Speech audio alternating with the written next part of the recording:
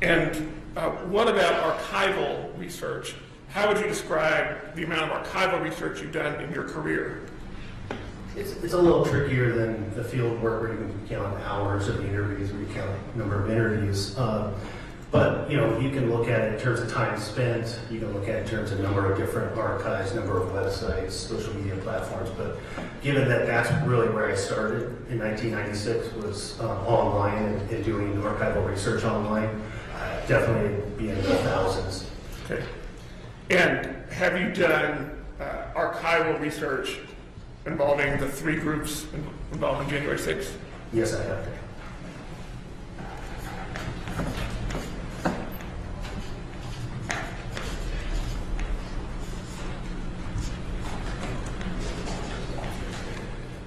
Now, Dr. Seamy, I want to talk a little bit about your work in this case. How did the archival material available for your work here compare to the kind of archival material you typically rely on? It's very consistent. How's that?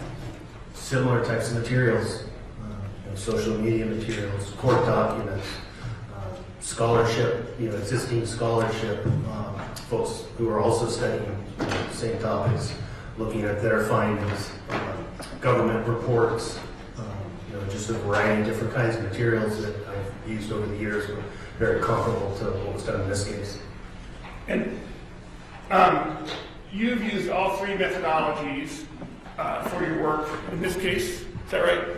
Yes, that's correct. Is it common for work in sociology to rely on all three of these methodologies?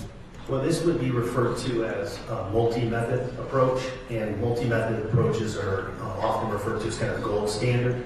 Certainly to conduct research in a accurate manner, it doesn't require using all three. You could conduct a very legitimate study with any one or some combination, but using all three certainly would be, like I said, kind of like the gold standard. Dr. Seamy, have you testified as an expert before? Yes, I have. Tell us a little bit about that. I testified in the Science v. Kessler civil case that was related to the Unite the Right rally in Charlottesville, Virginia.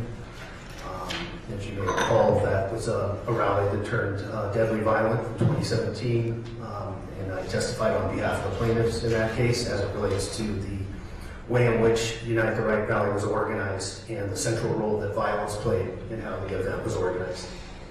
Have you worked on other cases as an expert? Yes, I have. Tell us a little bit about that.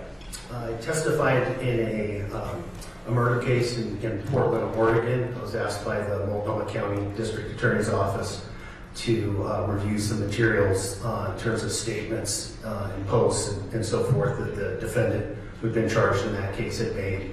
And the District Attorney's Office asked for me to offer an opinion as to whether I felt those statements were consistent with white supremacist extremist beliefs. Have you ever worked on behalf of defendants in cases? Yes, I have many times. I've worked with federal public defenders' offices, for example, across the country. Now, have you published on extremist political violence? Yes, I have. Tell us about some of your publications. Well, I've written a number of articles, more than 60 peer-reviewed articles or book chapters and edited volumes that address different facets of political violence and political extremism, and I've published or co-authored 2 books on the topic. Tell us about the 2 books. Okay. The first book was American Swastika Inside the White Power Movement, Hidden Spaces of Hate. That relied on all 3 of the methods that we were just discussing, fieldwork and interviews and archival research. And the basic focus of the book was looking at the kind of cultural and social spaces that are important to white supremacist extremists in terms of sustaining their beliefs and the central role that violence plays within that culture. And the second book that's due to be published in the next month or so, I guess, is actually looking at the forces or the influences that ultimately led to the attack on the Capitol on January 6th. What's your new book called? Out of Hiding. Why did you choose that title?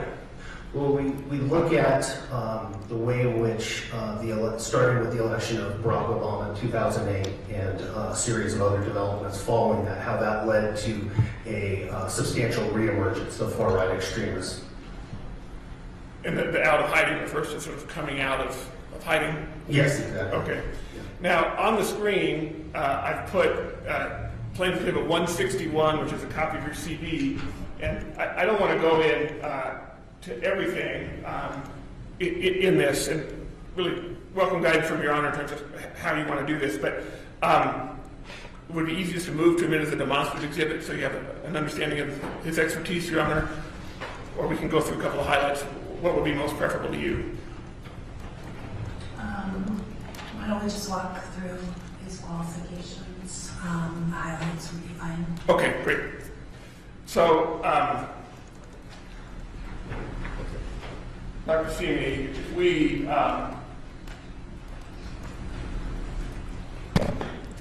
if we scroll down, we see your education, and we've already talked about that. Can you tell us a little bit about some of the trainings that you've given? Yes, I've done a number of trainings for law enforcement, the legal field, educators over the years. In terms of law enforcement, I've provided training to the Federal Bureau of Investigation, Department of Homeland Security, Federal Bureau of Prisons, Department of Justice, and a number of state level and local level law enforcement agencies across the country. Done trainings for legal organizations like the American Bar Association and educational institutions across the country. And have you received some grants and some grants from federal government agencies to study political extremism? Yes, I have. Can you tell us, it's on the screen right now, can you tell us a couple of examples of those? Sure. The National Institute of Justice, which is housed under the Department of Justice, Department of Homeland Security. What kind of trainings do you provide? What kind of grants, what kind of work do you do under those grants? Sure. It's basic research. That is research intended to look at different questions as it relates to the causes and consequences of political extremism and political violence, looking at different factors at the individual, group, and broader societal level in terms of what kinds of things influence these issues and what kinds of measures seem to be most effective in terms of countering them. And here on the screen I have your expert legal consultation. Is this a list of the cases where you've been retained as an expert, this page and the next? Yep, it appears to be. Okay. And then, did you provide testimony to the January 6th committee? Yes, I did. Why was that? I was invited to provide written testimony. Fair to say, Dr. Seaman, you've been working on issues of right-wing extremism well before we've been working together in this case? Yes, I have, my entire career, basically. Okay. Did you work with us to prepare a demonstrative exhibit to summarize your work in this case? Yes, I did. Okay. I'm having a little bit of computer issue. Let me see if I can bring it up on the right screen. While you're doing that, I just had a quick question. Yes. You said that your book, Coming Out of Hiding, is from 2008 forward. When did kind of culminating on January 6th? Is that correct? That's correct, yeah. Did you start working on it before January 6th? We did, and that happened while we were working on it, which obviously added an additional item that certainly additional development that we needed to address because it was a new, obviously, facet that was a substantial, important historical event that was very relevant to what we were already, analyzing and discussing. It was a work in progress, and then that becomes a new chapter or chapters. Exactly. Thank you. On that, Dr. Seamy, did you express any concerns about the possibilities of violence related to the aftermath of the 2020 election before it happened? Yes, I did. Tell us a little bit about that. Well, in the summer of 2020, I thought it was pretty clear that depending on the outcome of the election, there was a lot of anger and resentment and mobilization that was really starting to increase among far-right extremists, and that should Donald Trump not be reelected, I thought it was pretty clear that far-right extremists would respond with political violence. I think I got the tech issues worked out. So is this demonstrative that we worked together to prepare for your summary? Yes, it is. Okay, let's go to the first page. And tell us, what topics did you address in your work in this case? Looking at the kind of defining characteristics of far-right extremism, including kind of central aspects of the communication style, the influence that Donald Trump and relationship that Donald Trump has developed with far-right extremists. That includes certain communication strategies, the motives for those who attacked the Capitol on January 6th, and then Donald Trump's role in the attack on the Capitol. How does your expertise over the past 27 years help you address these topics? Well, when you've spent as much time as I have, directly observing, directly engaging, interviewing active and formerly active members of far-right extremist groups, and those aren't, who aren't affiliated with specific groups as well. Understanding that culture provides lots of different types of insight about things like motivations.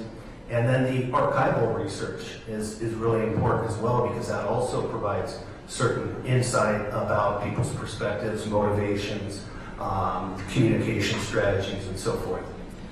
You talked about communication strategies. Can you give us a couple examples of things that are particularly unique to right-wing extremist communication, just to help us understand what you mean by that?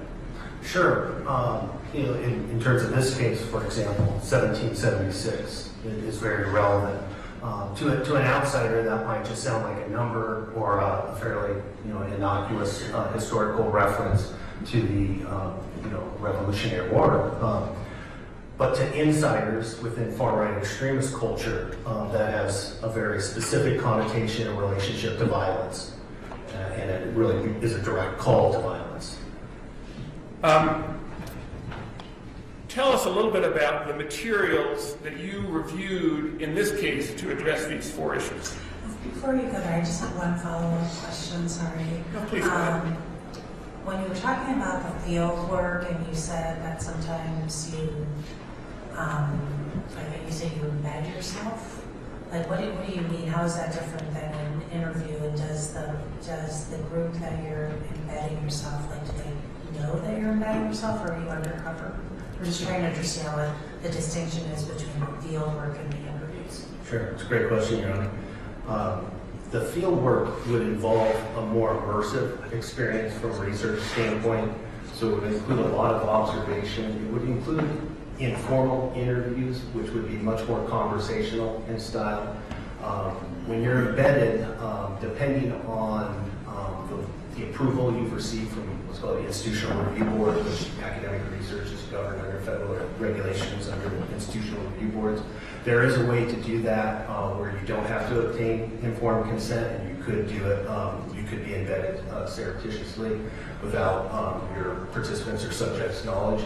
The field work I did, certainly in terms of folks that I lived with, they knew that I was doing research. Some of the larger gatherings that I attended as part of field work, people wouldn't necessarily know that I was a researcher. They might assume that I was one of them, and then I essentially would notify people as my relationship with them kind of developed. And so the main distinction, I would say, between the interviews is they're much more structured than compared to the field work, which is, again, intended to be a much more naturalistic way of gathering information, whereas the interviews are while helpful and certainly provide a lot of insight, are also pretty structured and formalized. But for the most part, you're not you're becoming a member of a group, pretending to be a member of the group while you're really just doing research. I've never done that, Your Honor. Thank you. And Dr. Stevens, can you just give us a couple real-life examples of, you mentioned sleeping on someone's couch or in their spare bedroom, like, how do those come to be? Well, it's a pretty kind of involved process, you might say, in terms of gaining people's trust and building rapport with individuals, spending time with them to where they feel comfortable inviting you to do that. Now, sometimes it actually ended up happening much quicker than I expected. contacting folks. When I first started, this was in the very earliest days of the internet, so PO boxes were still kind of a thing. So my first contacts actually, emerged through letters that I wrote to PO boxes, and I was able to meet with individuals in person, and then from there develop relationships to where they were comfortable enough with inviting me into their homes. And just help us understand how sort of someone who's a member of a right-wing extremist group would say to a university professor, "Why don't you come stay in my bedroom?" Like, how does that come to be? Doesn't always quite happen like that. I've had many doors slammed in my face, and certainly been asked in not so polite terms to get lost. So that certainly happens. But for some, they see it, I think, for a lot of different reasons. First, people sometimes enjoy being the focus of attention. So having a researcher say that they're interested in you and want to spend time with you. For some people, they find that satisfying on some level. For some, they see it as an opportunity to get their message out, to recruit potentially if not the researcher, then to at least get their message out there and try and shape things and influence things more broadly. So I think there's a number of different motives that lead to people making those kind of invitations. And I want to be clear, we've talked about sort of your work, the field work, and interviews with the groups involved in January 6th. Did that work happen before or after January 6, 2021? Before. Okay.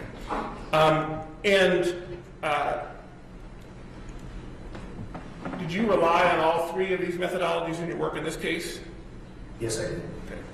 And are these the sort of methods and materials that experts in your field reasonably rely on in forming opinions upon the subject of political extremism? Yes, it is. Okay. Based on your scholarship, your prior work, and your review of materials in this case, are you familiar with the events of and leading up to January 6th, those who participated in the attack and Mr. Trump's role in those events? Yes, I am. Your Honor, at this point in time, we tender Dr. Simi as an expert on political extremism, including how extremists communicate and how the events leading up to and including the January 6th attack relate to longstanding patterns of behavior and communication by political extremists. We'll renew our objections. Okay.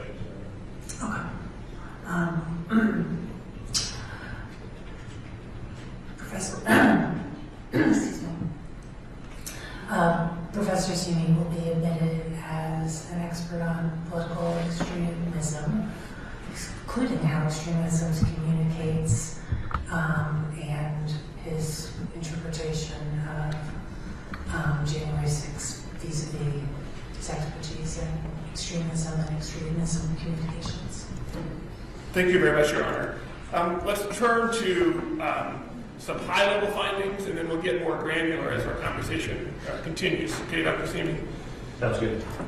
So on the screen, we have pictures of the three groups we've talked about, but let's start with a basic definition. What is far-right extremism? The best way to think about far-right extremism is it's defined by some core characteristics. And let me first say, in terms of thinking about it, visualizing it, is if you think about a constellation in the sky, if you think about a broad-based network, that's what we're talking about with far-right extremism. There's individual adherents, there's groups and organizations. These are all part of this constellation. And it's pretty far-ranging. It includes, a disparate set of elements. But then there are these core characteristics that cut across certain beliefs, practices, and communication strategies. Let's talk about some of these core characteristics. What are some of the core characteristics about beliefs in far-right extremism? Several things, really. Heavy reliance on conspiracy theory, explaining events, situations as a result of kind of shadowy forces that are unseen, and those, the specific types of conspiracy theories are pretty far-ranging. They're kind of adhered to among far-right extremists, but the use of conspiracy theory is very central. A strong distinction between us and them. And of course, people in general make distinctions between us and them, and oftentimes it's quite innocuous. If you think about, for instance, sports fans, make distinctions, Packers fans versus Vikings fans or so forth. Pretty innocuous stuff for the most part. But what we're talking about here in terms of distinctions between us and them for far-right extremists is that them are really viewed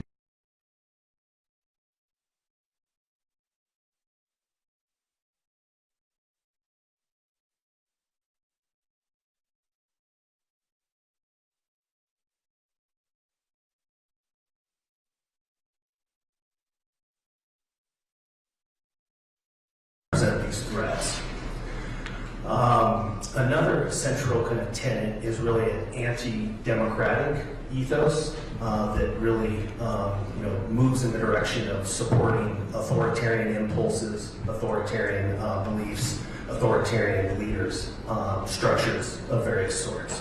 So I would say those are kind of three defining aspects of beliefs. Next on your slide is practices, including violence. Talk to us about the role that violence plays in far-right extremism. Well, because in part of what I just mentioned about the beliefs, the idea that there's these existential threats out there that have been dehumanized, violence is viewed as a necessary tactic to achieve political goals. Violence is glamorized and glorified in many ways, viewed in a kind of legitimized fashion, seen as a form of self-defense to fend off these existential threats. So it is, again, very central to, certainly not the only practice, but it is a central practice. The last core characteristic is communication strategies. Tell us a little bit about communication strategies you've observed in your work. Yeah, so some of the things in terms of communication strategies that I've observed, but other scholars in the field have also observed as it relates to far-right extremism, is a reliance on doublespeak, which is a specific kind of deceptive style of communication that often involves using words that have multiple meanings, one meaning for insiders, another meaning potentially for outsiders, using language with a so-called wink and a nod, you might say. Also making substantial kind of distinctions between front and backstage behavior, so presenting oneself or a group in a particular way that's more favorable on the front stage, and then being much more open about things like the use of violence on the backstage. And the same would apply to the doublespeak in terms of its relationship to violence, that it's a technique, a communication strategy that's used to promote violence, but in a kind of deceptive way. And let me stop right there, Dr. Simi. Where would the 1776 example that you talked to us about earlier fit in to this vocabulary you're talking about right now? Yeah, that would be a type of doublespeak, because again, it would have a certain meaning to outsiders who aren't familiar with the kind of inside culture, but to insiders within the culture, they would understand and interpret that word differently. Do all far-right extremists share these beliefs, practices, and communication strategies? These are core characteristics that cut across the culture, but we are dealing with a large culture that has different elements, and so you're going to see varying degrees, but these characteristics do have a high degree of salience that does cut across the culture. You've selected three groups to highlight here on this slide. Can you tell us a little bit about each of these groups? Sure. First group to my left is the Proud Boys, and they were founded in 2016 by Gavin McGinnis, more recently been led by Enrique Terrio. They were really founded, according to McGinnis' own words, as a violent streaking with a political ideology that's referred to as Western chauvinism. So you said Western chauvinism. Okay. I'm sorry. Tell us a little bit more about the Proud Boys. Oh, sure. So the political violence that they gravitate towards is, directed towards people that they believe to be political opponents. And the emphasis or the kind of central nature of violence for the Proud Boys is kind of best, I guess you might say, exemplified by their mantra, fuck around and find out. Excuse my language, Your Honor. And that's a commonly used mantra. In fact, you actually see it in the image there in terms of the acronym. But that's really kind of in a nutshell how they view the important use of violence to achieve their goals. Tell us about the Oath Keepers. Sure. They were founded in 2009 by Stuart Rhodes, who's a Yale Law School graduate. And the Oath Keepers were part of this second wave of the anti-government militia movement that emerged shortly after Barack Obama's election in 2008. First wave was, of course, during the 1990s and ultimately culminated in the Oklahoma City bombing in 1995. And then the movement kind of somewhat dissipated for a period of time, but it then had a second wave that reemerged in 2008. And so the Oath Keepers were part of that. They focus a lot on the idea of law enforcement and military maintaining their oath to maintain the Constitution, which they believe the government has become tyrannical and is violating the Constitution. They adhere to lots of different types of conspiracy theories about the government putting people in detention camps and things of that nature. So there's a high degree of kind of paranoia among the Oath Keepers. They've been involved in various armed standoffs, like the Bundy Ranch standoff in 2014 in Nevada, and the Malheur Wildlife Refuge in Oregon, standoff that occurred there in 2016, and several others. And so that's kind of the Oath Keepers in a nutshell. What about the 3 Percenters? They were founded just a year before the Oath Keepers, so in 2008. So they were also part of the second wave of the anti-government militia movement that emerged at that time. And the 3 Percenters were founded by Mike Vanderboer, who actually had been involved in the first wave of the militia movement in the 1990s. And they developed a kind of more of a decentralized set of different types of 3 Percenter groups across the country. They've been involved in actual plots, domestic terror plots on multiple occasions. And their name itself refers to the idea, the actually inaccurate idea, that only 3% of the colonists fought against the British in the American Revolution. And the reason why that's important for them is because they believe they're this same kind of vanguard that's now fighting against the U.S. government that's become tyrannical. Let's turn to the next slide and tell us, we've talked generally about the role violence plays in far-right extremism, but tell us why you chose pictures of the Unite the Right rally to show this violence and the role that violence plays more generally. Well, it was a very important event among far-right extremists. Of course, the name itself indicates in part some of their efforts in terms of uniting the right, and the fact that violence was always intended to be part of this event. When you looked at the social media platforms where Unite the Right was organized, Discord and other platforms, there were discussions, for example, of using automobiles to attack individuals, their counter-protesters, which obviously ultimately happened on the second day. Is that what we see on the right? Yes, so there you see James Field's car mowing into this group of counter-protesters in the afternoon after the state of emergency had been called and things were starting to disperse. And of course, Heather Heyer was murdered in this car attack, and a number of other individuals. You see there Marcus Martin in midair. He was permanently disabled from his being struck by the car, and as were a number of other individuals seriously injured. So we had the car attack, and then to the left you see the way in which a flagpole is being used to bludgeon individuals they perceive as political opponents. That was also discussed ahead of time. Individuals on the Discord platform and other platforms were talking about what types of instruments they could use as weapons, and the importance of framing it as self-defense, and also the importance of framing it as that we're just joking about committing violence.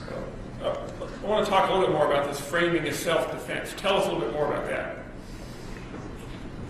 Well, given that within society we generally recognize the right that individuals have to defend themselves in certain situations when they may be harmed or their life is being threatened, anytime an individual or group can frame their violence as self-defense, it offers a degree of legitimacy. And that's true of individuals and it's true of groups. It's also part of this worldview that they have, that they really are under threat, under attack from a variety of forces. And so therefore, anytime they engage in violence, from their perspective, it becomes kind of seen as a type of self-defense. And you mentioned some of the humor, I believe, in your answer just now. Let's turn to the next slide and tell us what you see on the left. Why did you choose to have this quote from Robert Ray on the left?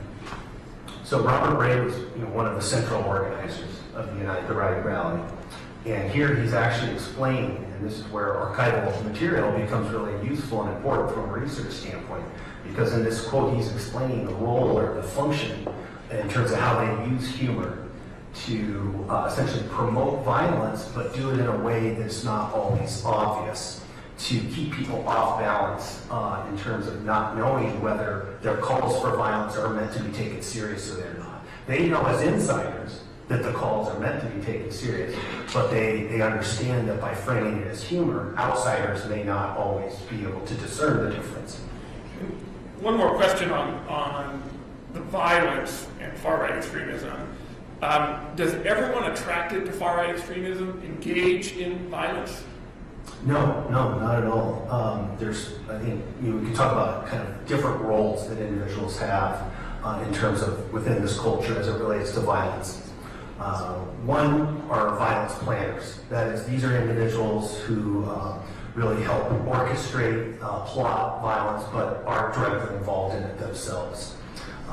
Stuart Rhodes and Ricky Terrio would be current examples that fit that mold.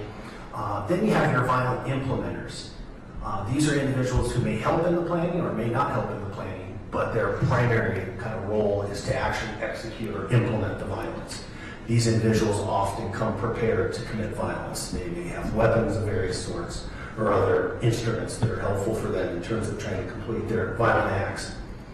Then you have other folks that in some situations they may be open to committing violence, but they're not involved in the planning and they aren't necessarily intending to commit violence at the outset, but given a certain situation, they might be open to it or certainly at least wouldn't necessarily prevent violence from occurring. And then you have kind of a fourth bucket of folks that are kind of sympathetic bystanders, you might say. And these are folks who aren't planning, they're not engaging in the violence, but they may more indirectly in more subtle ways support the violence. And on the left, we see a picture of the person attacking wearing a helmet and goggles. Is that an example? Like, what category of would you put someone like that in? I would say probably a violence implementer. Why is that? Well, they've come prepared for violence in terms of having the goggles and the headgear, and then they're using a instrument that's meant to be for displaying a symbol. They've turned that into a weapon.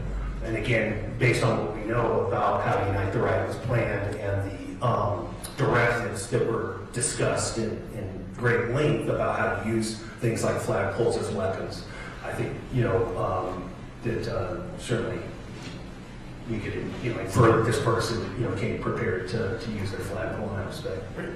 All right, let's go to the communication style. And on the right, we have a video of Nick Fuentes. Who is Nick Fuentes? In short, he's a white supremacist leader, quite influential among folks that follow him. He was present at the attack on the Capitol, January 6th. He was present at Unite the Right rally. He has a substantial presence in terms of social media platforms, as well as offline. And so it's Fuentes. And we'll play the video, and just to make sure we're keeping housekeeping done correctly. This is P120, which is admissible but hasn't yet been admitted under the court's October 27th order. So I'll go ahead and play the video.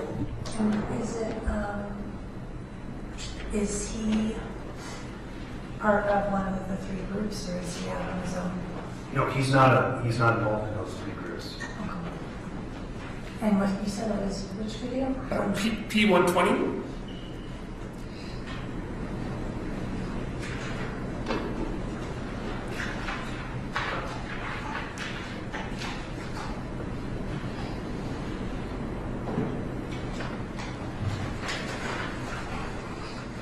Can I play the video? You and I can escape although we should not advising that, but I mean, you need to advise. Could you actually replay it a little louder? Yes.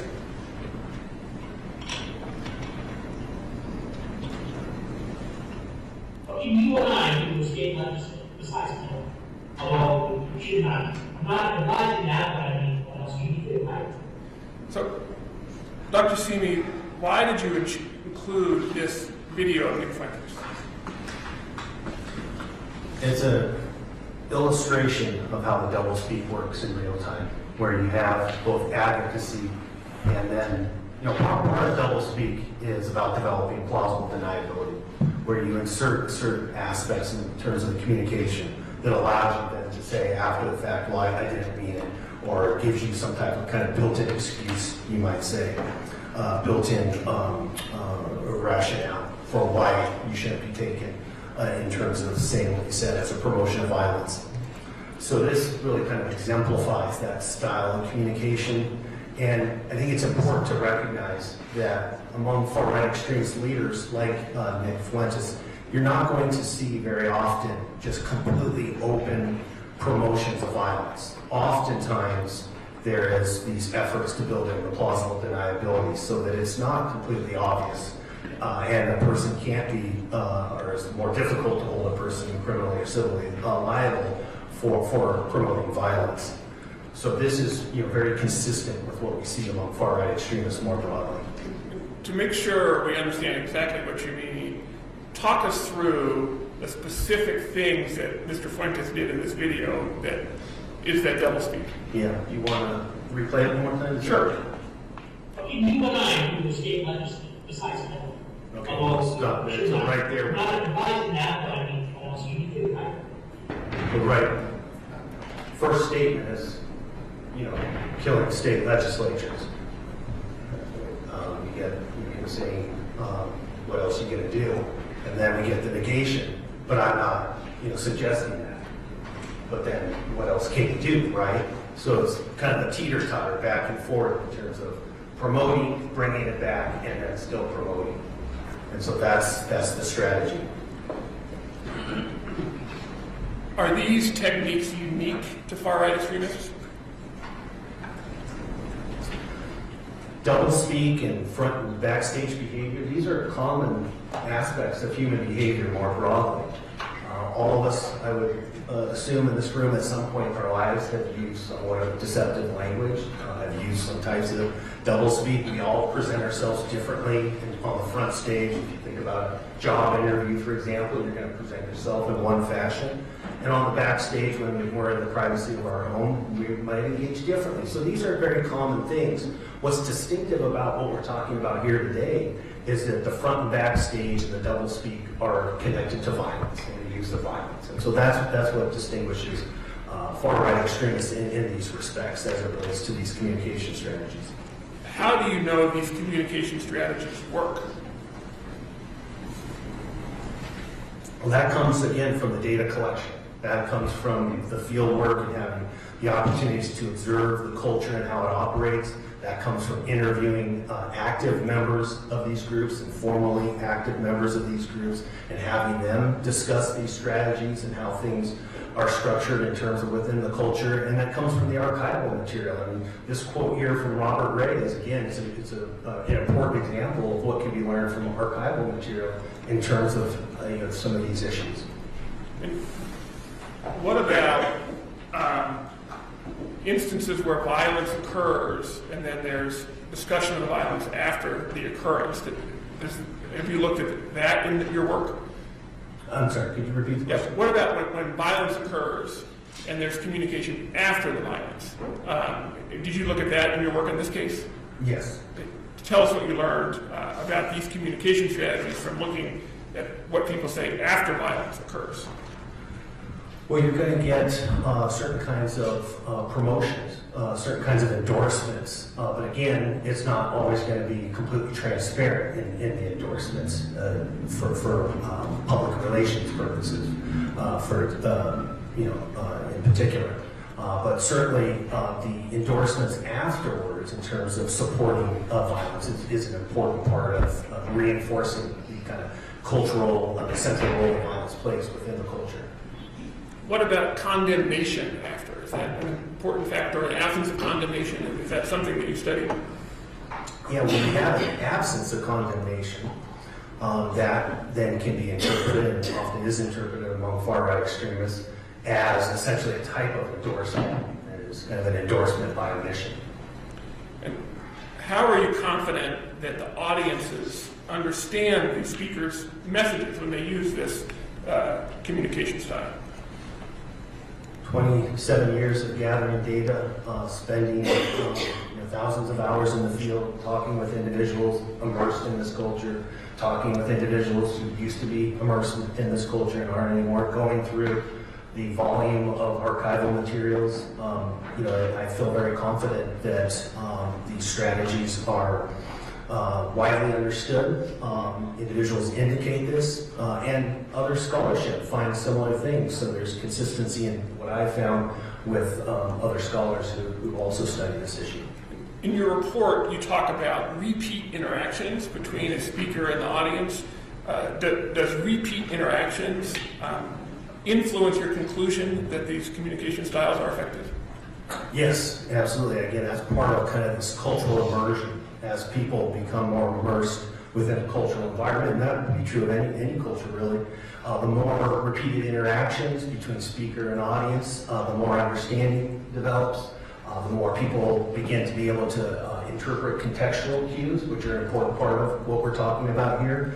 Context is very relevant in terms of understanding communication, and so the more immersed you are within a culture, the more able you are to interpret context.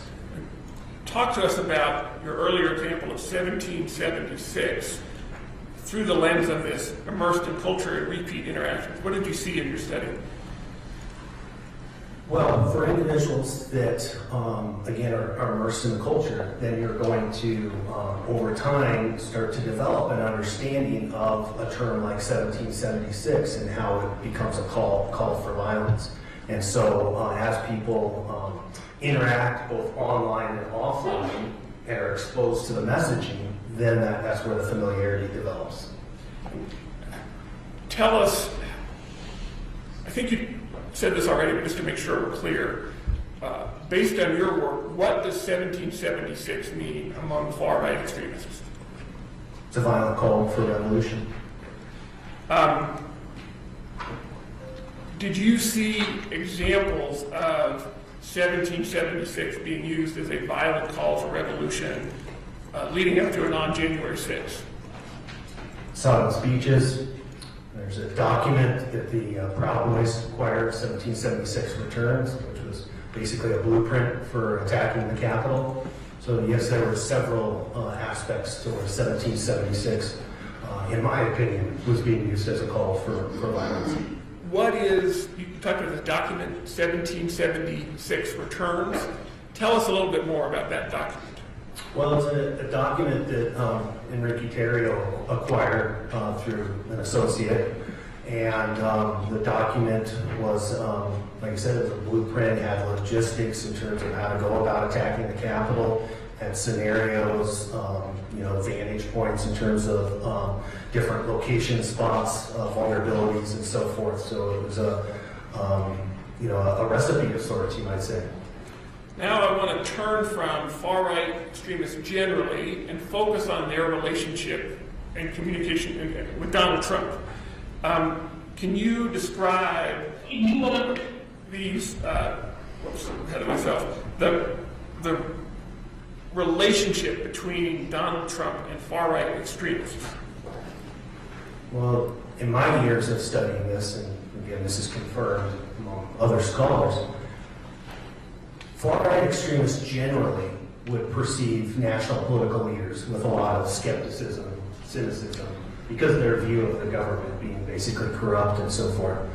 So the relationship that developed between Donald Trump and far-right extremists really, in many respects, somewhat unprecedented, and certainly at least in recent history, in that far-right extremists really were galvanized by his candidacy starting in 2015 And a relationship really emerged between Donald Trump and far-right extremists, with far-right extremists really seeing him as speaking their language and really addressing many of their key grievances.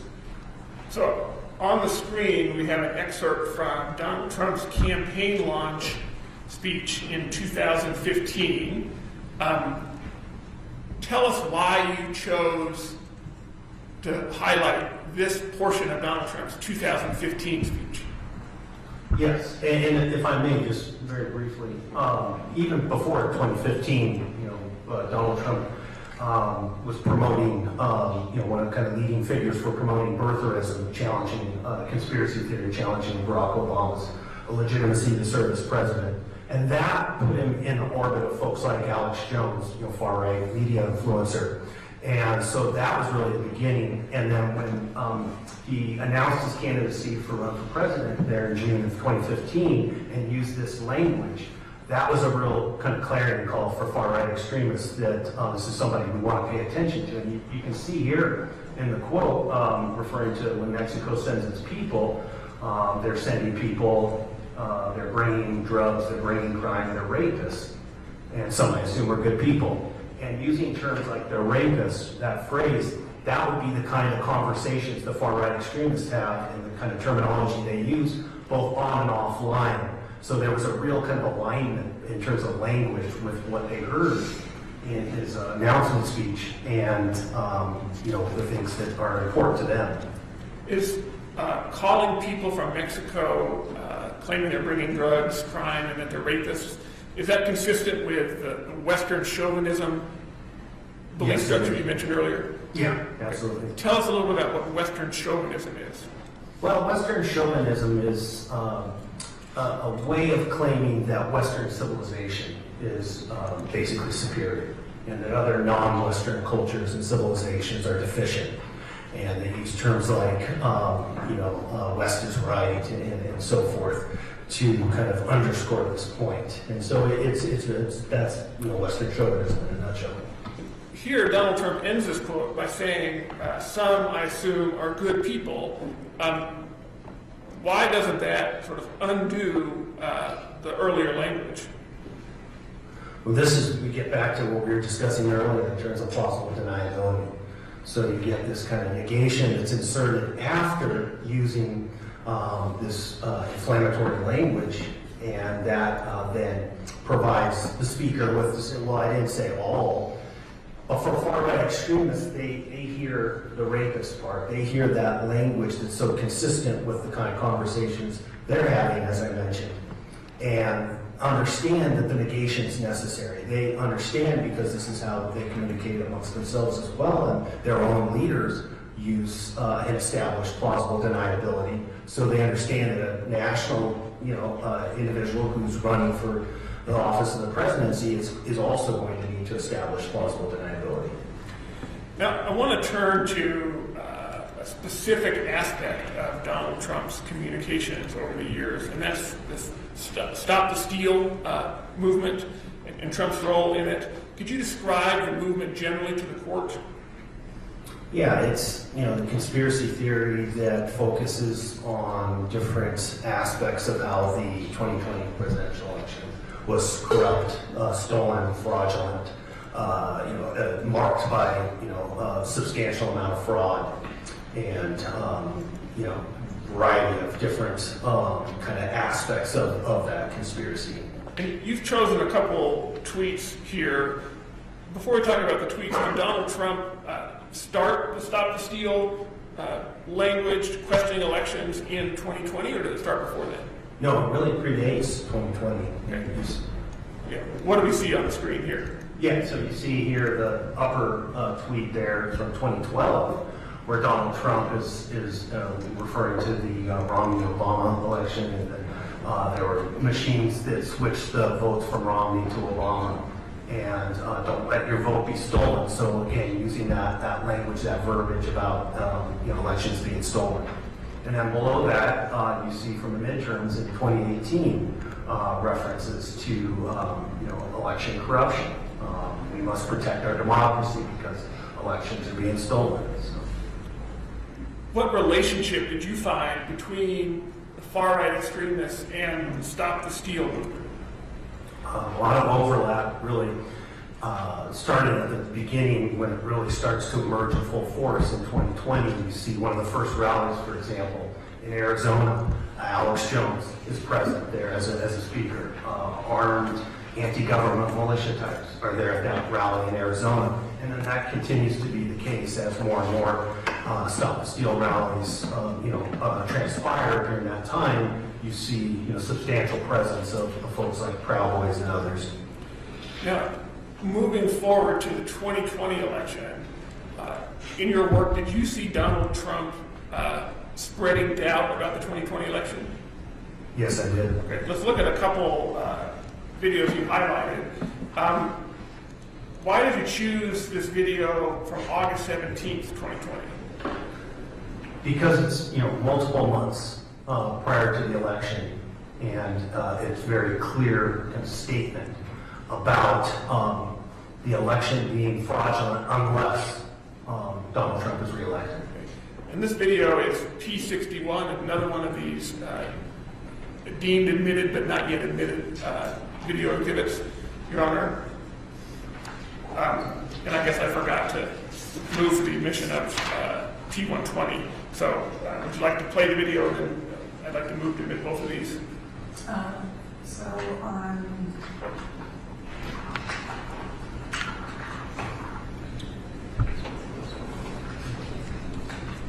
P120, which was the Fuentes, I'm actually going to just consider that a demonstrative and a basis for his report, but not admitted into evidence.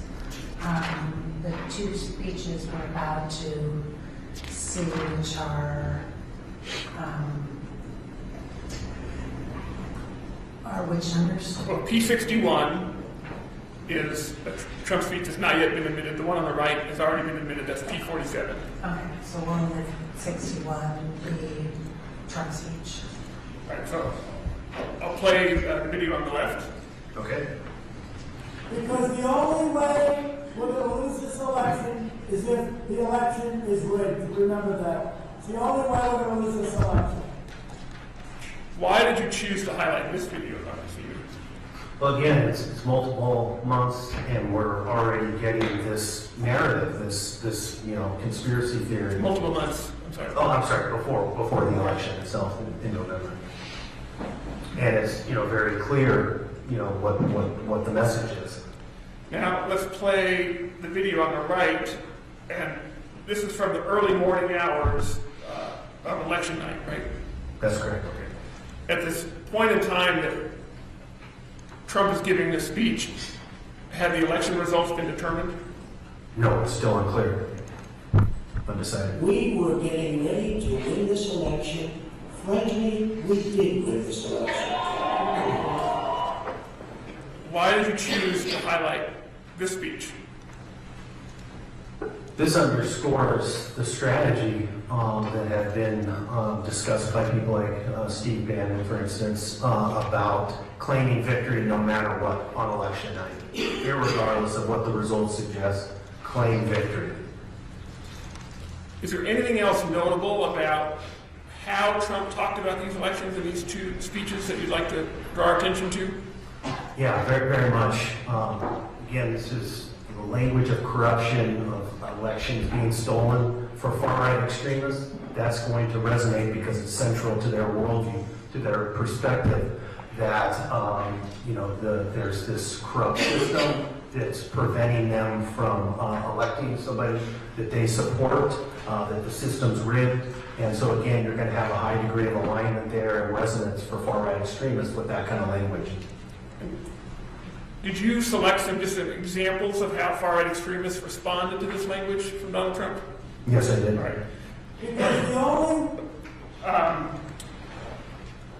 only What example did you put on the screen here? Yeah, so these are messages on the Parler social media platform, and this is from Joe Biggs, who at the time was a prominent member of the Proud Boys, and And you can see the time stamps there to my left, and beginning at 5:03 p.m. First message, the left is stealing the election, so there's that, that purge, that alignment there. They're not even trying to hide it. We have no justice, no law and order, and no democracy. And then these are followed up. The second message is there's some, say, additional intensification in the second message, which is about 17 minutes later, where there's reference to the Democrats are shameful on American commie pieces of shit. I hope you all have shitty fucking lives. Fuck you. So this is representative of a certain kind of intensification, amplification that's happening among far-right extremists as it relates to the idea of the election being stolen. Apologies. I want to turn from Trump. I want to turn to Trump's relationship or use of some of these techniques to call for political violence that we talked about earlier. I want to go to the next slide. Did you see Trump use these same doublespeak and other communication strategies to call for violence? Yes, I did. Okay. Can you look at a couple examples that tell us generally the kinds of things you saw in your work? What you see is this kind of relationship develops, what the relationship develops between Donald Trump and far-right extremists.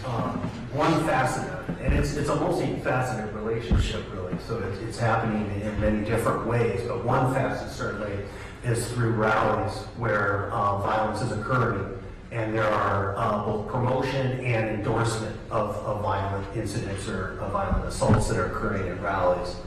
So that would be one facet. Again, I want to underscore the relationship is emerging between Donald Trump and far-right extremists in a lot of different aspects to it.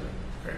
So the video on the left, Your Honor, is P53. It's another admissible but not yet admitted exhibit. And that's a video of President Trump? Yes.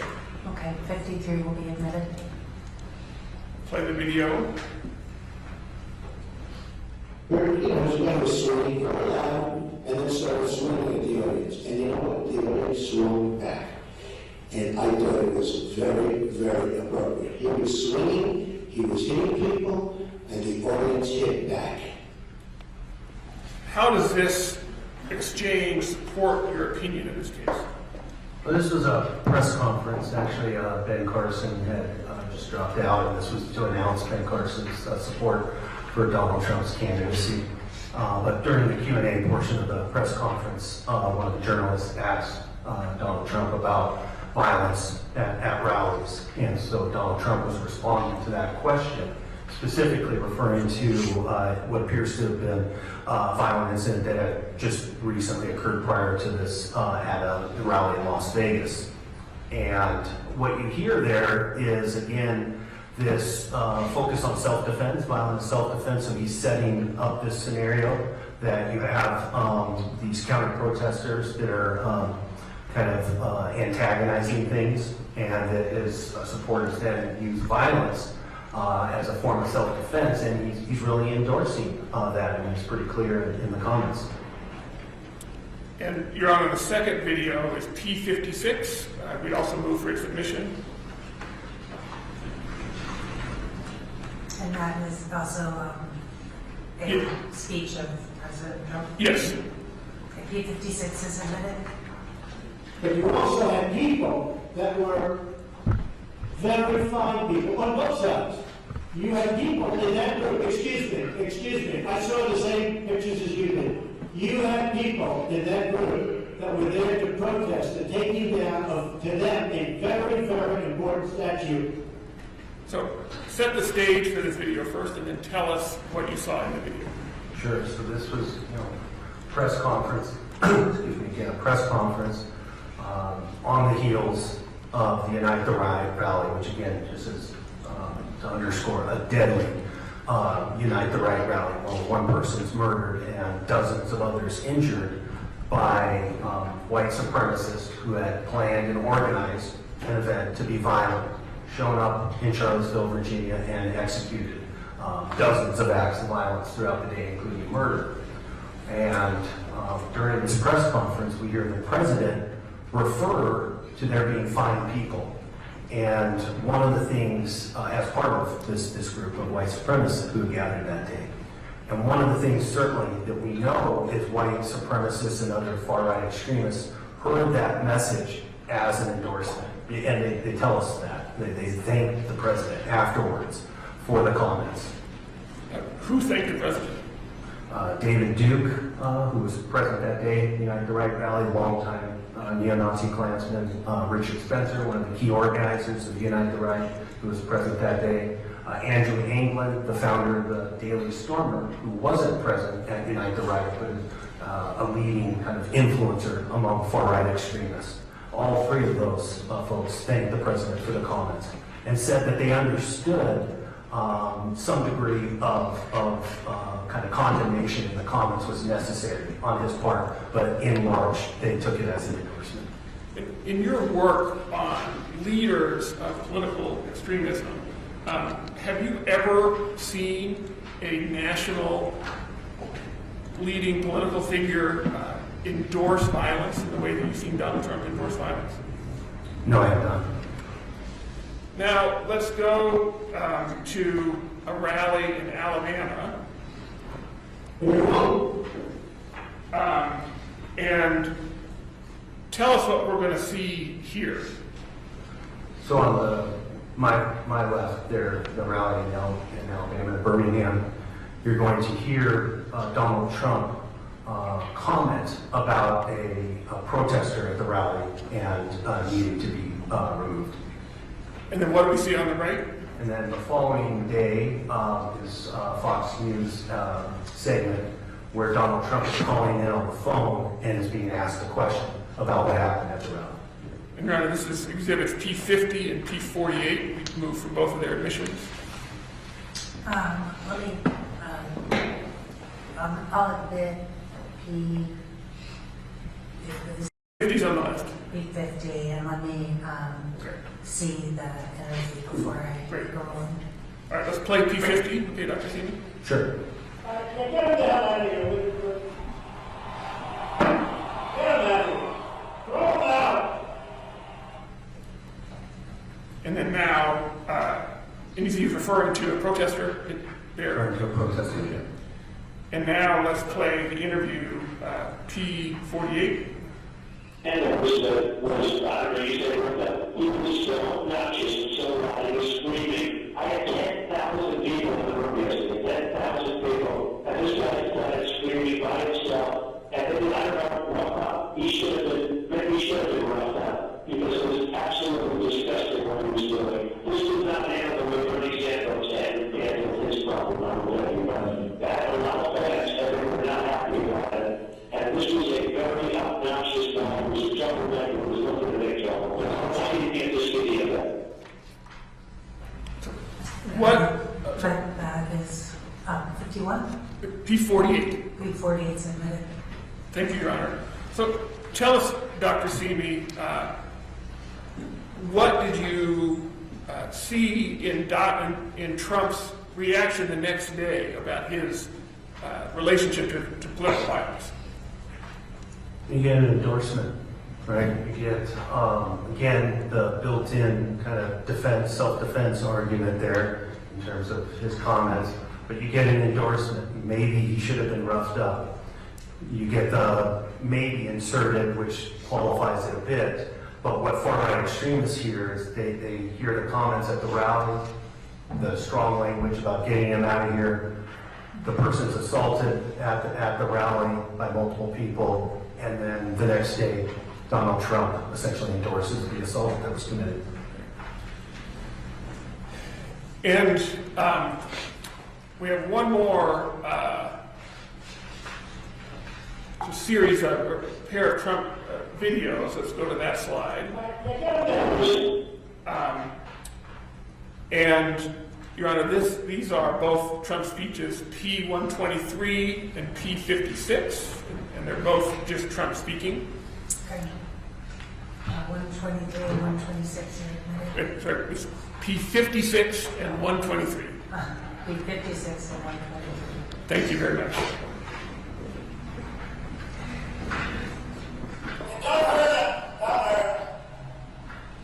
See, if I say, go get him, I get in trouble with the press, the most dishonest human beings in the world. The worst.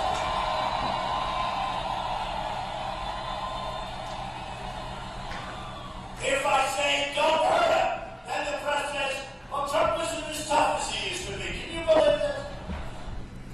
So tell us about the communication strategies Donald Trump is using in that video.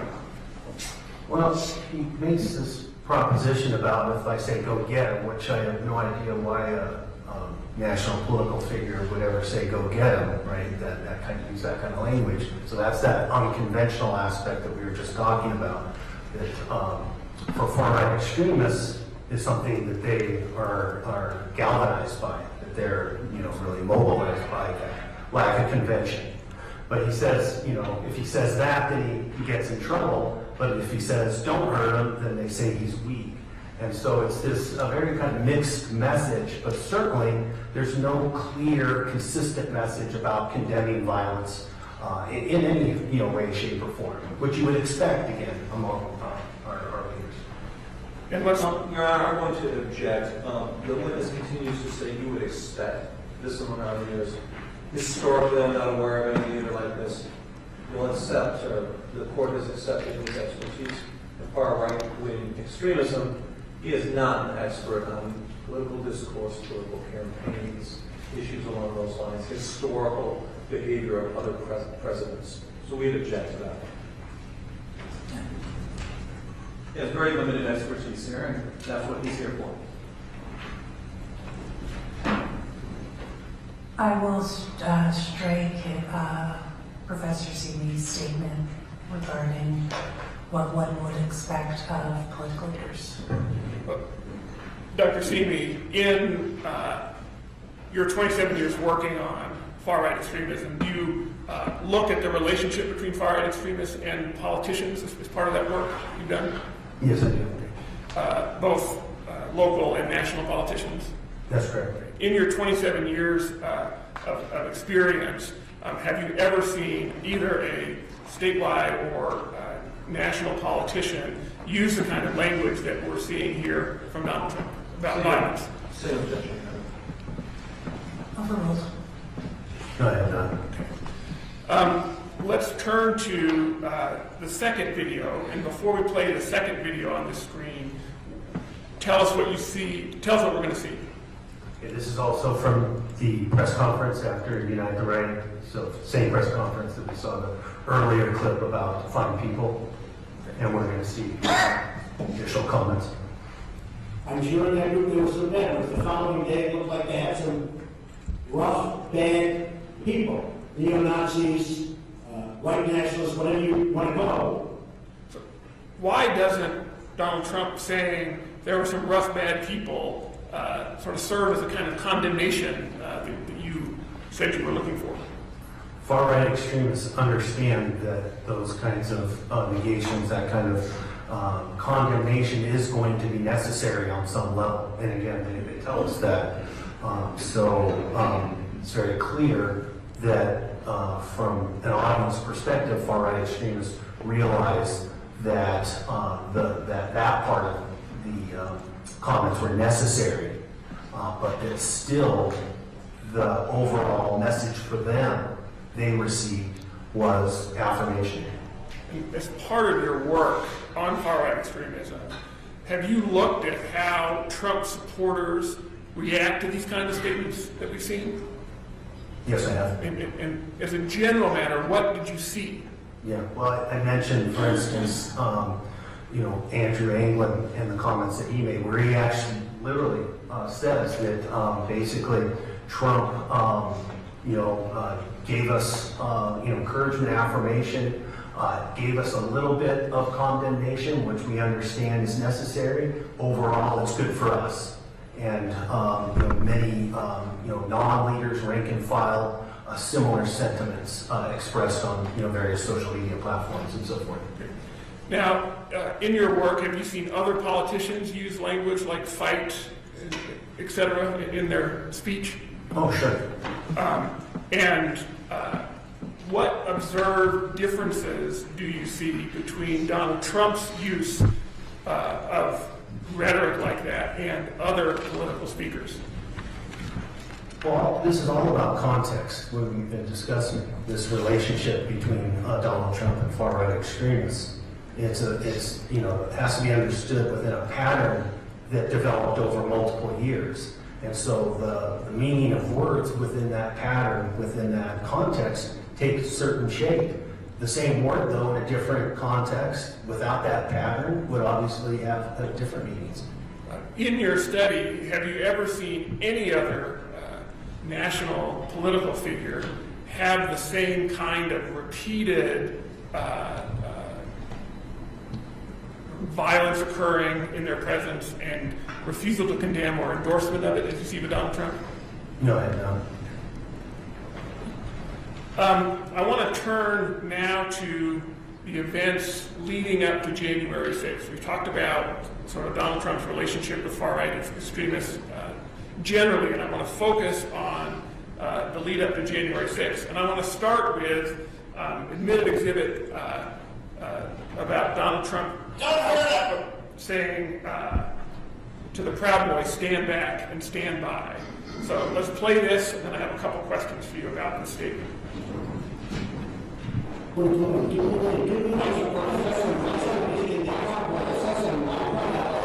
Stand back and stand by. What impacts did Trump's statement of stand back and stand by to the Proud Boys have? It was powerful, it was influential, almost immediately, well received as an affirmation, as an endorsement of sorts. You start to see Proud Boys turn the mantra into t-shirts that are being sold. And it's not just the Proud Boys that received that message. Far-right extremists more broadly saw and heard that message as affirmation, as an endorsement. In this exchange, who used the word Proud Boys? Was he asked a question about the Proud Boys, or did he pick that out of his own brain to say it? Yeah, can you replay it? Sure. Go ahead. It's right there on the screen.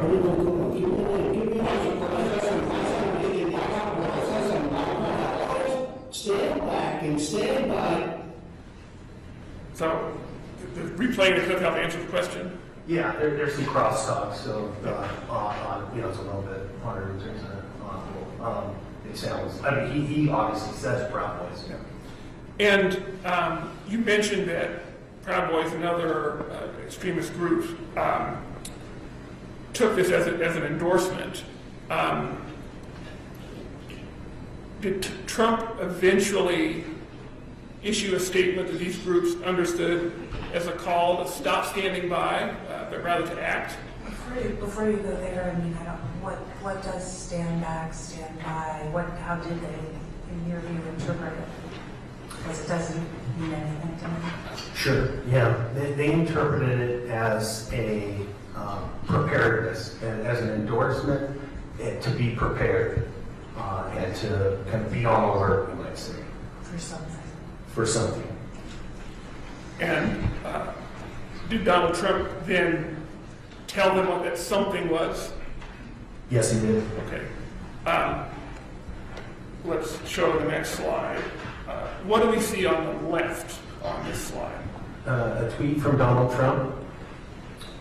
And in your work, what importance does this tweet have?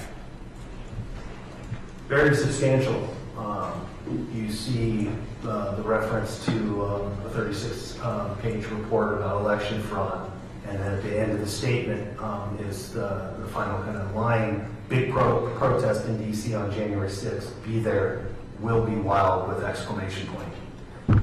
And in your work, did you look at how the far-right extremists reacted to this tweet?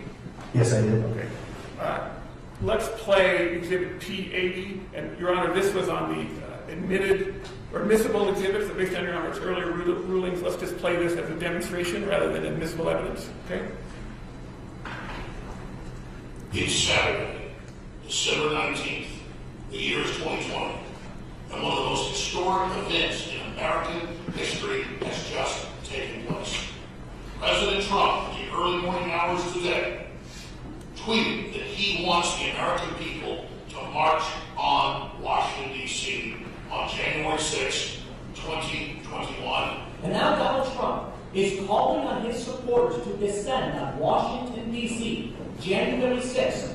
He is now calling on we, the people, to take action to show our numbers. Donald Trump keeps telling everybody, January 6th, man. January 6th, see you in D.C.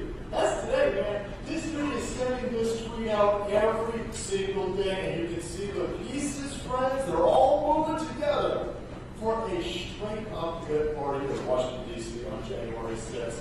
This is the most important call to action on domestic soil since Paul Revere and his bride in 1776. We're going to only be saved by millions of Americans moving to Washington, occupying the entire area, if necessary, storming right into the Capitol. We know the rules of engagement. If you have enough people, you can push down any kind of a fence or a wall. This could be Trump's last stand. And at a time when he has specifically called on his supporters to arrive in D.C. That's something that may actually be the big push Trump supporters need to say, this is it. It's now or never. I better understand something, son. I better understand something. Red wave, bitch. Red wave is going to be a red wave going down January 6th. On that day, Trump says, show up for a protest, it's going to be wild. And based on what we've already seen from the previous events, I think Trump is absolutely correct. Motherfucker, you better look outside. You better look out January 6th. Kick that fucking door open. Look down the street. There's going to be a million plus geeked up foreign Americans. The time for games is over. The time for action is now. Where were you when history called? What did you see in the reaction of right-wing extremists to Trump's tweet in that video? There's quite a bit there. You have various references, including specific references to attacking the Capitol, storming the Capitol, pushing indoors. You have a reference to Red Wedding, which is a reference to a TV show, a massacre that occurs on a TV show. You have general kind of calls to action based on the tweet and the tweets that followed in terms of encouraging, urging people to go to January 6th. In your review of this, did you also look at other reactions of right-wing extremists to Donald Trump's "Will Be Wild" tweet beyond this? Yes, I did. And in your general review of their reaction to the "Will Be Wild" tweet, did you see folks understand the purpose of being there? Yeah, absolutely. Including that it's now time to take action. We were on standby, and now it's time for action. So there's actual explicit references and statements made by far-right extremists about that understanding. Now, I want to play Exhibit P73 next, which is the video Trump retweeted the same day as the "Will Be Wild" speech. And let's play the video, and I want to ask you how you connect, what connection you see between the "Will Be Wild" tweet and the video.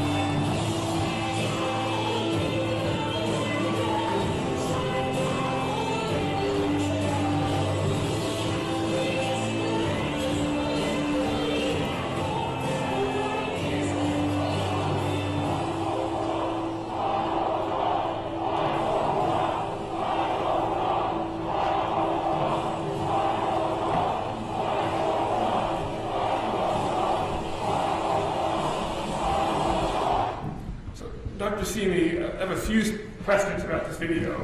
Tell us how the communication strategies used in this video relate to communication strategies used by other leaders of far-right extremists. Well, the fight for Trump and save the world, save America. So again, this goes back to something we've talked a lot about, which is this idea of an existential threat. And that's requires certain kinds of action, violent action, to fend off these threats. I should point out that the videos reposted from the Donald Wynn, a site that became a hotbed for violent far-right extremist comments, statements, including specifically related to the attack on the Capitol. And that's that context that's also important that we've been talking a lot about. Looking at that larger context from where the video comes from and the consistency. And let me stop here. What do you mean by it was reposted from the Donald Wynn? Like, tell us how this video came to be. Donald Trump posted from his Twitter feed, right? Right. Okay, so what do you mean by it was reposted from the Donald Wynn? It had originally appeared Okay. on the Donald Wynn. As a video appears on any platform, it could be reposted on a different platform. And so prior to Donald Trump posting on Twitter, it had appeared on the Donald Wynn site. And what significance to you does that context have? Again, as I mentioned, the Donald Wynn, had for quite some time been a hotbed for far-right extremist comments, statements involving violence, and then ultimately, in the lead up to the attack on the Capitol, there were specific statements about attacking the Capitol and committing various acts of violence on January 6th. So that's And this is donaldswin.com or something? net, yeah, which it's actually now Patriots, and so the domain name has changed since January 6th. But it was donaldwynn.net. Yeah, at the time, at that time. I couldn't tell you exactly when the domain name change happened. And how, based on your work, how do followers, the right-wing extremist followers of Donald Trump, interpret this fight for Trump mantra that we hear chanted over and over again in the video? Far-right extremists view the word fight in literal terms. And fight implies the need to commit violence, to fend off threats. And again, from their perspective, they would see fighting as a form of self-defense. Now, based on your work, When you say self-defense, it's more like an existential self-defense of democracy. It's well, they tend to be anti-democratic, so I would leave off the last part. But yes, definitely an existential threat that needs to be fended off. The threat to democracy as they see it because they feel like it's corrupt, etc. Right? I mean, Yeah. So in that respect, yeah. and talk to us, Dr. Simi, about how this self-defense language, the Stop the Steal movement in the fall of 2020, how that plays into the extremist view of the election process that's going to play out from November through January. I'm sorry, could you repeat the question? Yeah, sure. Just following up on the judge's question in terms of the existential threat that you've talked about, far-right extremists seeing, and their framing in terms of self-defense. Let me ask a preliminary question first. How does self-defense, that viewpoint, relate to the way the extremists looked at the election and the process that followed the election? Again, it's about this idea of theft and still having things taken, things stolen. So the election was stolen, the system's corrupted. All of that is consistent with the broader kind of worldview that they tend to have. And what did they view, based on your work, as the existential threat that the election posed to them? To no longer have Donald Trump in power and to have that taken from them. Now, based on your work, how did far-right extremists react to Trump's calls to come to Washington, D.C. on January 6th? They were galvanized, mobilized, energized.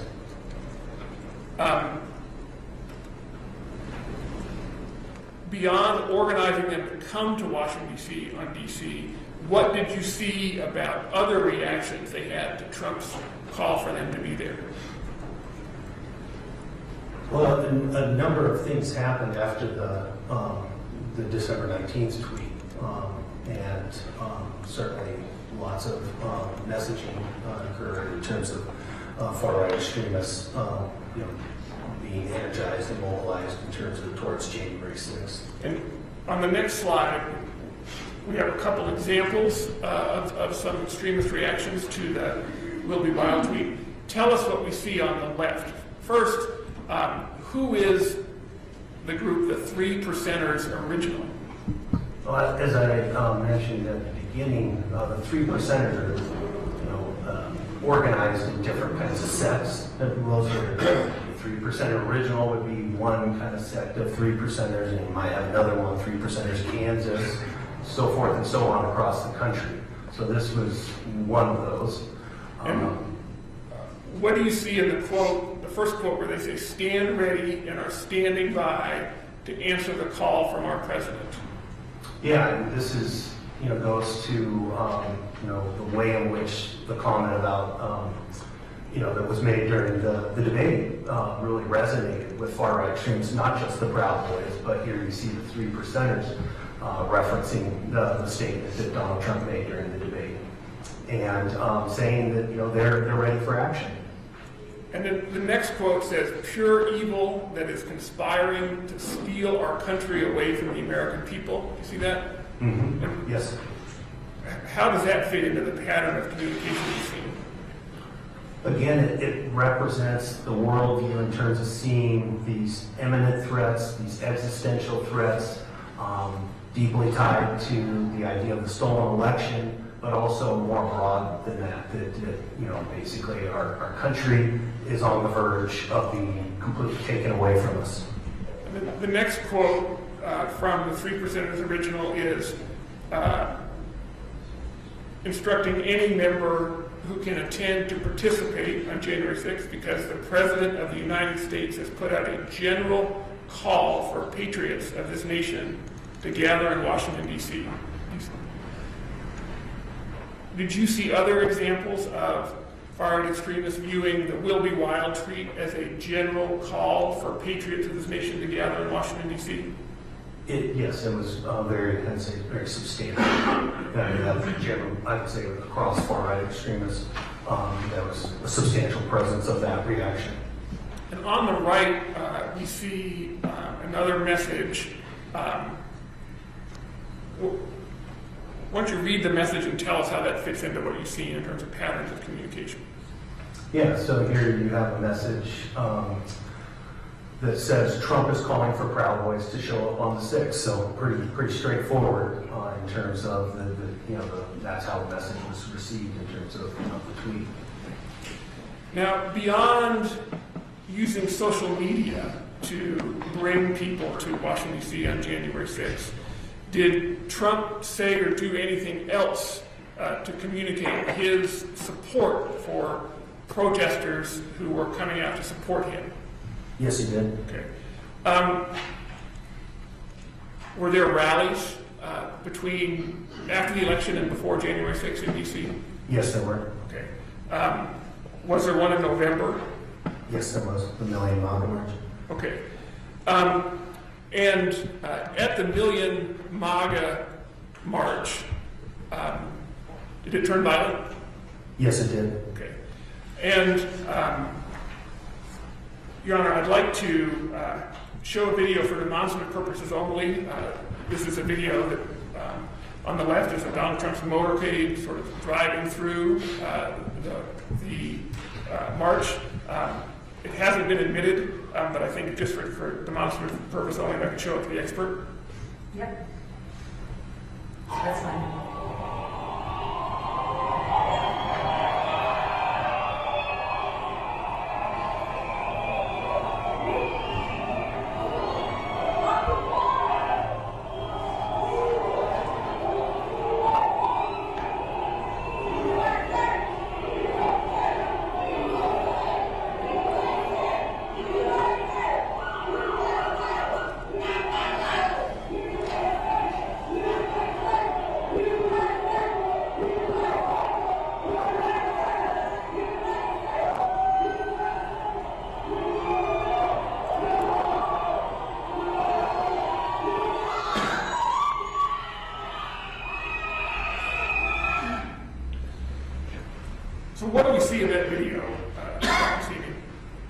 you see a presidential motorcade driving through the protest, is this segment of the protest, and obviously they're responding very favorably to the motorcade and very excited and viewing this as it seems to be an affirmation of sorts.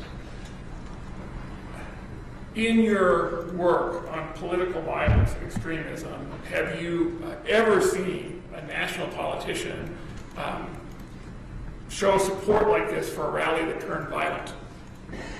Objection, Your Honor, that's a leading question. I'll re-ask it. They rephrase, objection sustained. Dr. Simi, how does the video we just watched relate to your study of other national politicians? Objection, Your Honor, I don't think he's testified that he studied other politicians. He has scope of expertise. He did actually previously testify that part of his work includes studying national politicians in general and the relationship to extremism. So I'm going to let him answer the question to the extent he can. I've never seen anything, certainly in recent history, that's similar to this, what happened interview. On the right, what do we see? So this is a tweet by Donald Trump responding to what happened ultimately in terms of the violence that occurred.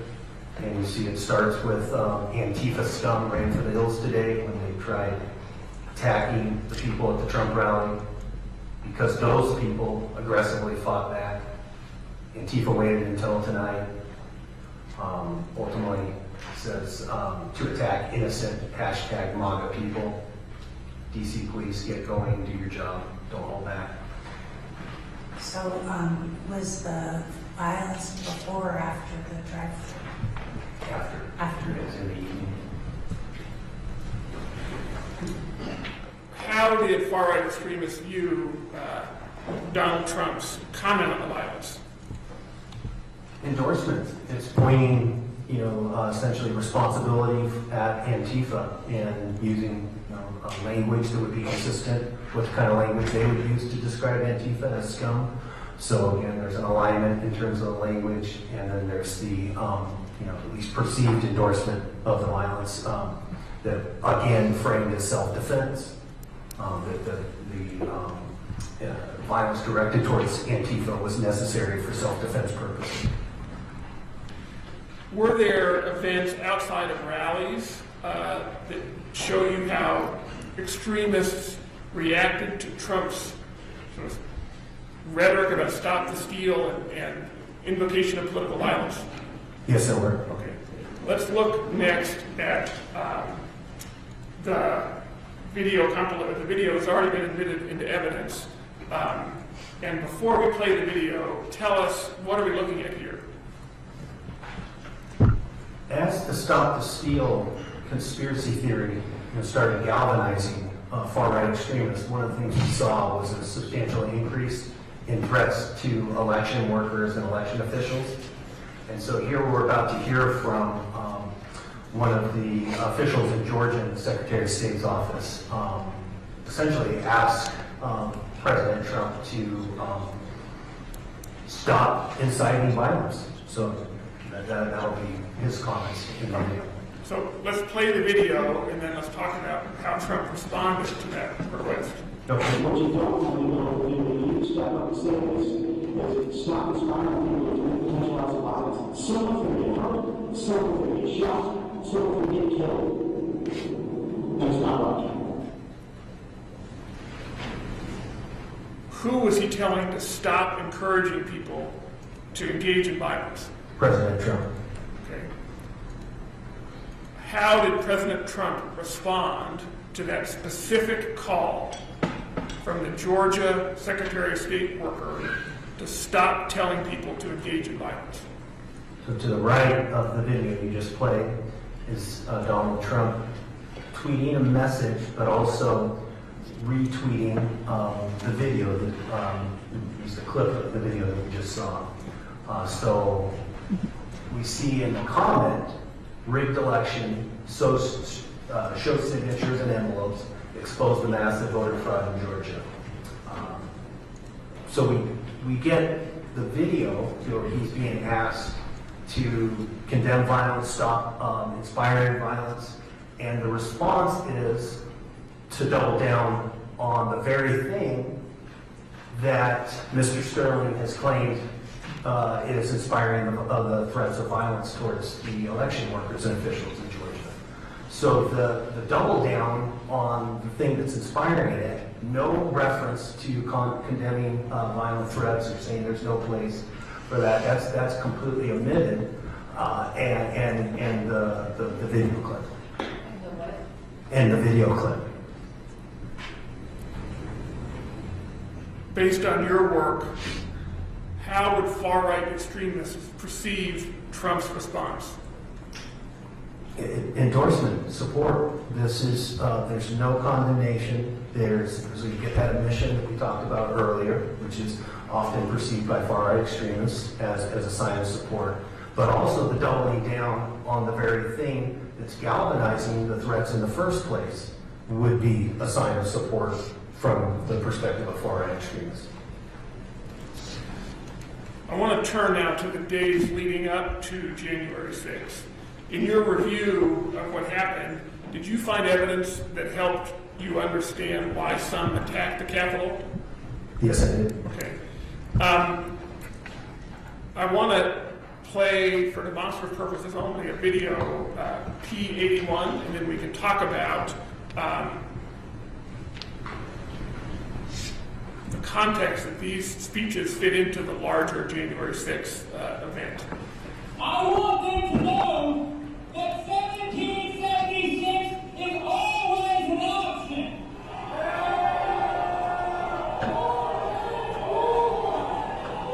These degenerates in the deep state are going to give us what we want, or we are going to shut this country down. It's 1776, 1776, 1776, 1777. So, what do we see here, Dr. Simeon? Why is this important for your work in this case? In the first portion of the video clip, you see Ali Alexander talking about 1776 being an option. And you see the references to deep state being degenerates. So again, we're back to the dehumanizing language, which is an important piece of this in terms of enabling violence. So that's the portion of the beginning, and then the second kind of portion is Alex Jones shouting repeatedly 1776. And again, within this cultural context, that term is going to have a very specific meaning that's different than it would for outsiders outside of that context. And in the video, we see a couple banners in the background. Tell us what those banners show. Well, you see one to my right, a white banner that says "Stop the Steal." Stop the Steal.